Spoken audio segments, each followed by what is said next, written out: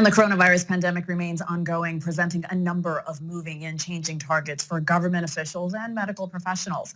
Friend of the show, Dr. Jen Caudle, joins us now with the latest on the virus. Dr. Jen, welcome back. We learned yesterday that a disproportionate number of seriously ill patients are African American.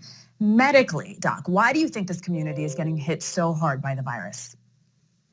Well, there's a number of reasons. We talking about healthcare disparities. We know that African Americans, Black people, are more likely to have things like high blood pressure, heart disease, more likely than others to have diabetes, et cetera. These, in many cases, could be considered underlying conditions, and we know that coronavirus may be particularly hard and particularly harmful for patients with underlying conditions. But I do want to just take this a step deeper, Hannah, because I think it's really, really important.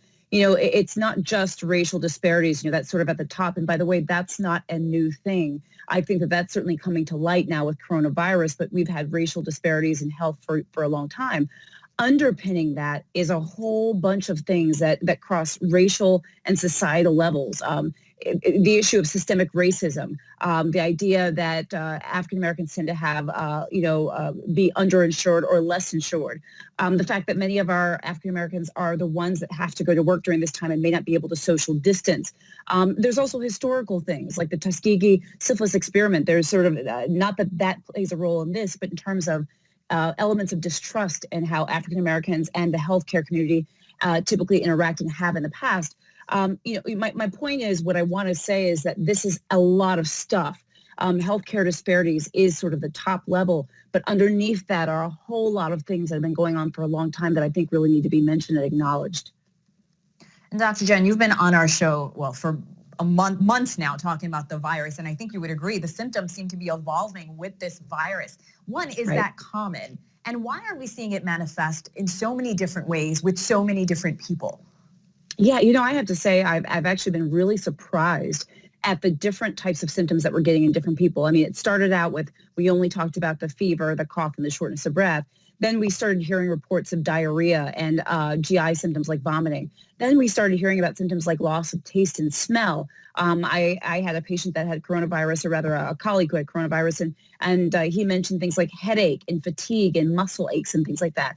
So, I think some of it, Hannah, is that we're just learning about this condition and how it can affect people differently as we go further in. This is a novel virus. We've never seen this before. So we're learning every day. And I have to say, some of the things I've learned in terms of the wide range of symptoms has been a little surprising.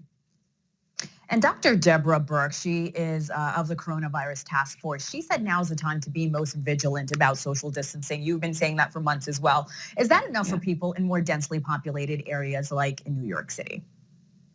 Well, it's one of our best chances, no matter where you are, is social distancing. I mean, it's one of our best chances for beating this virus, is to staying away from people as much as possible.